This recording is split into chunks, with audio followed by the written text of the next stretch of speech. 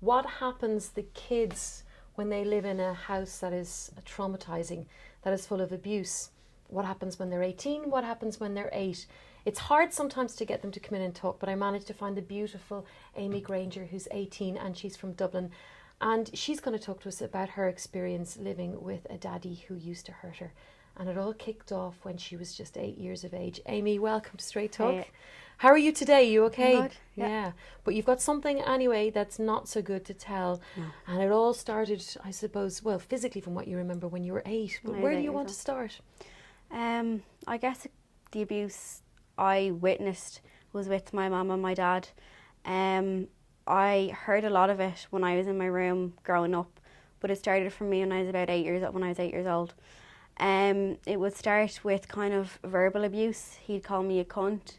If I'd ask him something, he'd say, you know, you're not gonna. If it was your dream, you're not gonna live it. You're not gonna get that. And you were only 8 when your 8. daddy called you a cunt. Yeah, I remember the exact scene. I was sitting in my mum's room and we were watching TV, and he had came in from work, and he was in a bad dream or whatever. And when that would happen, my mum used to know, you know, don't talk to dad. He's in a bad humour. And he came in and I asked him something and I said, Daddy, how are you? And he just said, Ainie, he said, you're a cunt. And I looked at my mum and straight away I just burst into tears. Yeah. And my mum said, she just said, look, it's okay. We'll be fine. And, sorry. No, you're okay. That's what these are here for. She went after him. Yeah. And she said, why'd you call your own daughter a cunt? And he said, oh, she deserved it. And I just was thinking, I shouted down the stairs, I said, Mum, I said, please don't go after me. I said, you're just going to get hit. And he hit her. And she came back upstairs and she just sat on the bed and it was complete silence in the room. And that was one scenario. Then at the same time, I was 8. Take a little breath. Yeah. You're okay. Okay. The same time when I was 8, I give it to him. He was a really good dad to me growing up until I was about 8. He'd collect me from school, he'd bring me home, cook my dinners, stuff like that. My mum she's so hard working. She had a family business with my granddad and she would work from 9 to 6 in the evening, getting the income in, paying for my school, paying for stuff like that. And one day I came home, I had piano lesson, and I came home and my dad was like, how was your piano lesson? And I said, yeah, it went great. And he just said, your dinner's on the table. And I said, look, Dad, I said, I'm not that hungry. I said, I'll eat it later. Yeah. And with that, he just came over and I'll never forget it. He grabbed me by the arm and it was lashing rain. It was Wednesday evening at about 5, 6 o'clock. And he put me out the back and he locked the door on me. And all I had on me was a little yellow raincoat. And I was at the door and I was shouting, I said, Daddy, please let me back in. And he said, not until you eat your dinner. And luckily my granny came over to the rescue to see me. And she said, what's Ainie doing out the back? And he said she wouldn't eat her dinner. And she said, look, she'll eat it later on. And I just remember looking at my granny through the glass and she could just see me in my little yellow coat. Oh, God. And that was horrible because I'll always remember that, and I'll always remember standing out the back in the pouring rain. My granny, like, she's a typical granny, she'd worry and say, well, she has a jacket on her, but that's not enough because it's slashing rain outside. Why would you put your own child out the back? That was another scenario. And then the mental abuse started again when I was about 8 or 9. Just small things, just like going into a shop and I'd feel kind of manipulated by him. Like if I asked him for something, he'd say, you're not getting that. No other child has that, comparing me to other kids. And then kind of the physical abuse started maybe at home. If I was walking in front of the TV, he'd hit me for no reason whatsoever. He'd say that he's trying to teach me a lesson, that's not what you do. But I didn't know any different. I was a young kid, like I was learning. I never told my mum what had happened to me. She didn't know. until very recently. And then I had my Holy Communion. That June the May I turned 9, and then that June I had the communion. And I kind of knew that there was something going on between my mum and dad, that their marriage wasn't working out, but I just thought, oh, it was just a regular fight that they're having. Because he'd hit your mum as well. He'd hit her as well growing up, and I thought that was normal. Yeah.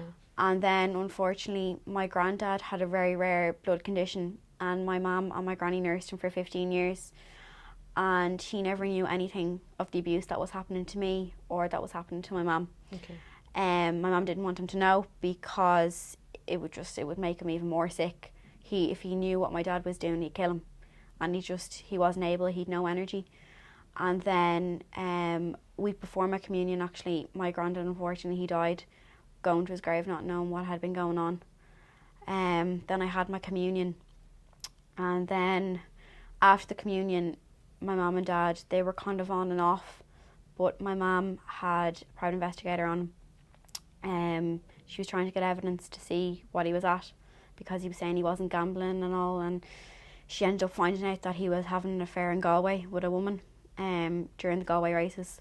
And then he came back, and my mum said, what were you doing down in Galway? She said to him, look, I've had someone following you because I don't trust you. If we're going to be married, you have to be truthful and honest with me. We had vows and we made them when we got married back in 1995. She said, I think that's fair enough. Sure. And he didn't care. So they separated for a while. I think he was living in his mother's house and I was living with my mum. And my granny knew what had happened, but she didn't know any of the abuse was going on. She knew he was a narcissist. She knew that he was kind of aggressive and mentally and verbally, but not so much physically.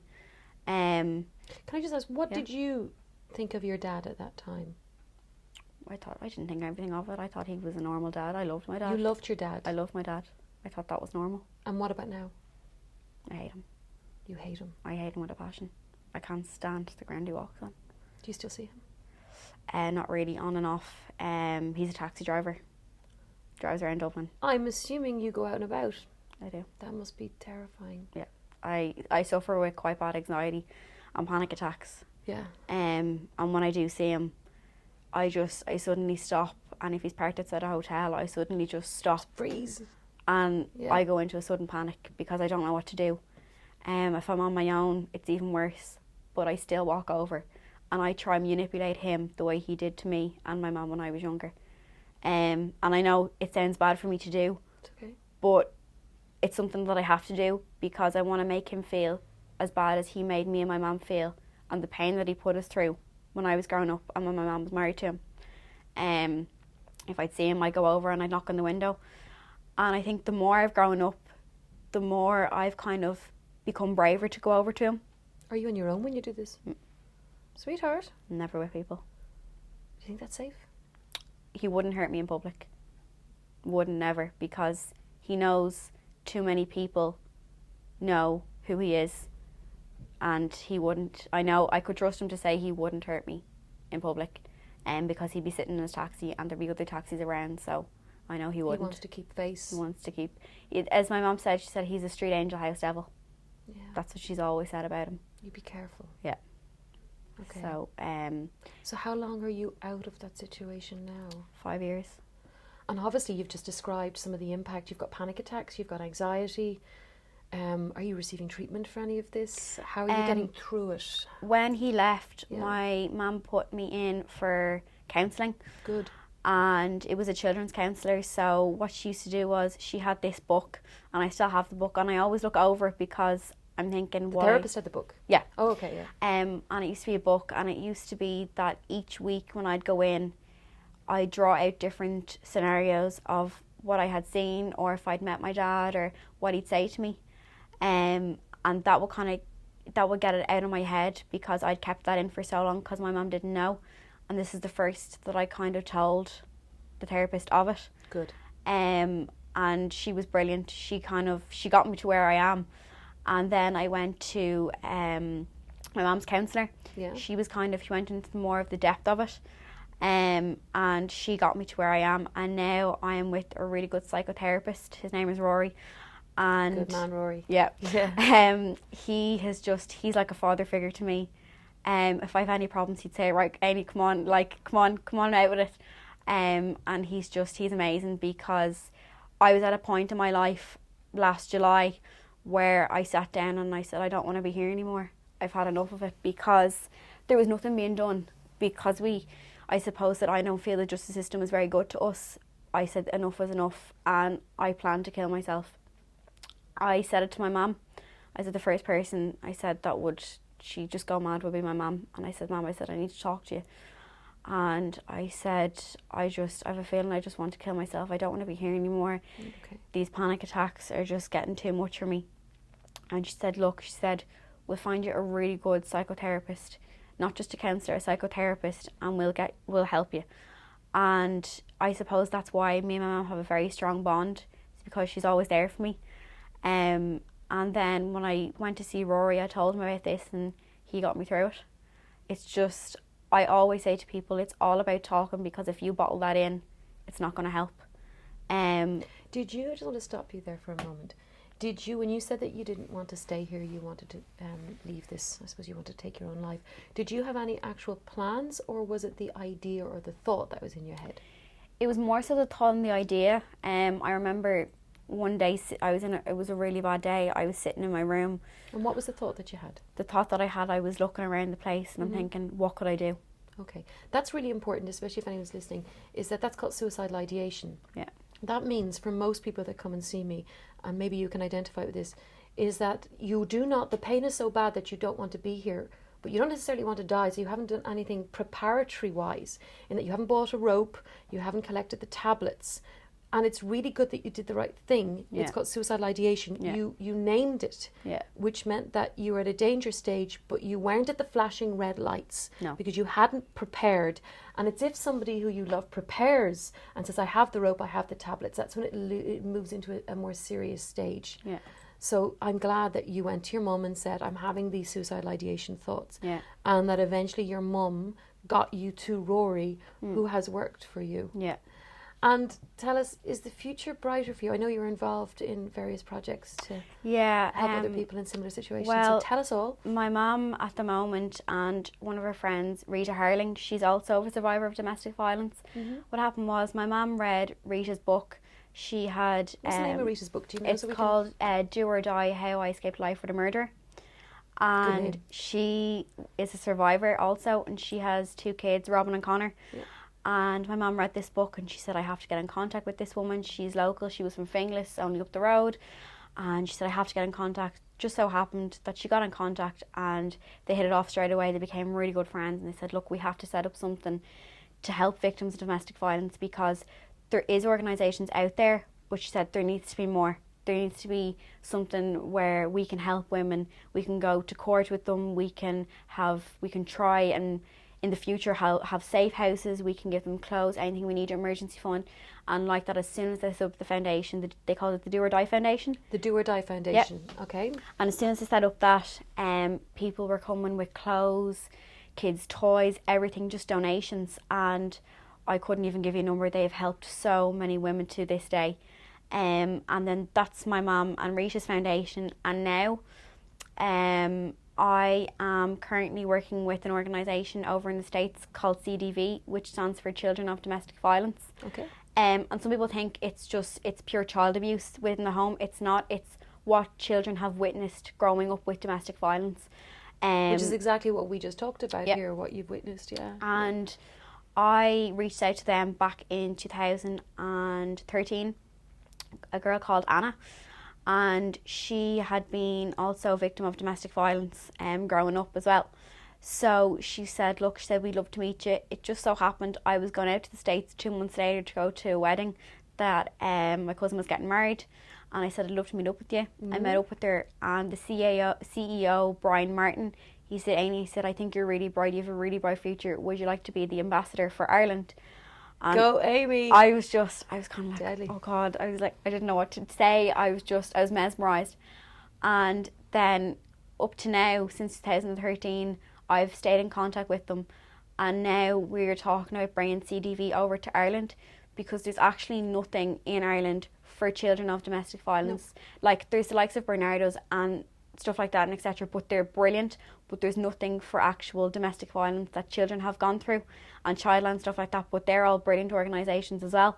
So that's what I'm going to be doing. Hopefully in the next year I'm going to bring it over to Ireland, and I decided back in April that I was going to write an email to the Minister for Justice, Frances Fitzgerald, because something had to be done if I wanted to bring it over, legal process and all that, it had to be done. So I wrote an email to her, and thank God she got back to me. It was during the elections, so thank God she got back to me. I was lucky. And she said, I'd love to have a meeting with you in the future. So I'm still awaiting a meeting with her. How long ago was that? That was back since April. So time's ticking. Time is a ticking. Now, she recently brought out an interview to say that she's concerns are growing for women, and I'm kind of trying to push it now at the moment. I've sent another email over, because there's lives being lost in what this advice case. with anyone who's watching this, who's in a similar situation, who's young, maybe 9, 10, 11, 12, what would you like to say? Any hope out there for them? What I'd say is to them, I know it's very, very tough now. You mightn't want to talk to anyone. You might feel that there's no hope for your future because you're being brainwashed by your father or even by your mother. It could be the opposite way around. It could, yeah. What I'd say is, if there's anyone you can go and talk to, I know it's a scary situation, but if you are in a bad place and you're 9, 10, 11, say to one of your friends in school. I know it's not the best thing to do, but say it to someone, or even a neighbour or someone that knows what's going on inside the home, that they can help, and they can reach out to someone to help you, because it seriously makes a difference.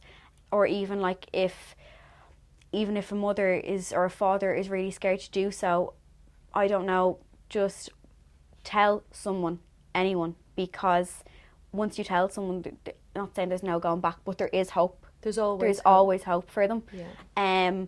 And growing up as a teenager, I know some kids, they feel embarrassed of what goes on at home. Yeah. And I was like that. I felt really embarrassed because I didn't want anyone knowing that I didn't have, that my family wasn't regular.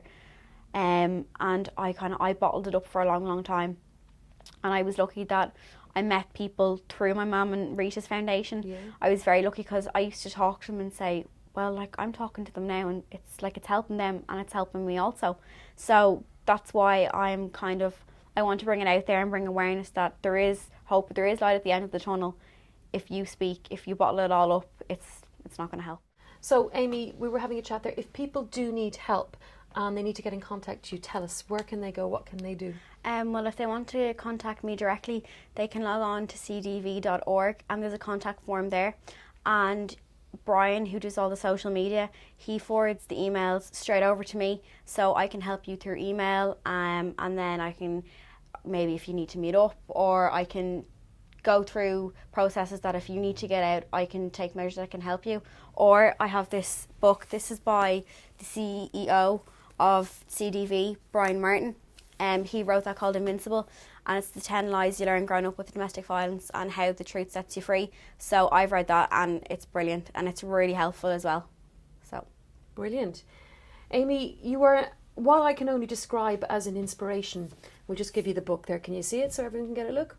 It takes someone very brave, and at 18, someone so brave to come in and talk about what they're recently going through. I know that your mum couldn't be here today. I did want her to come in today because she's actually in court. So this thing is ongoing. It never ends. Never ends. It doesn't end. No. But there will be an ending, and There you're will be an turning end. it into something positive. Yeah. And thank you so much for sharing that story. And I hope that anyone listening out there knows what to do, where to go, and to get help. Amy Granger, thank you. Thank you.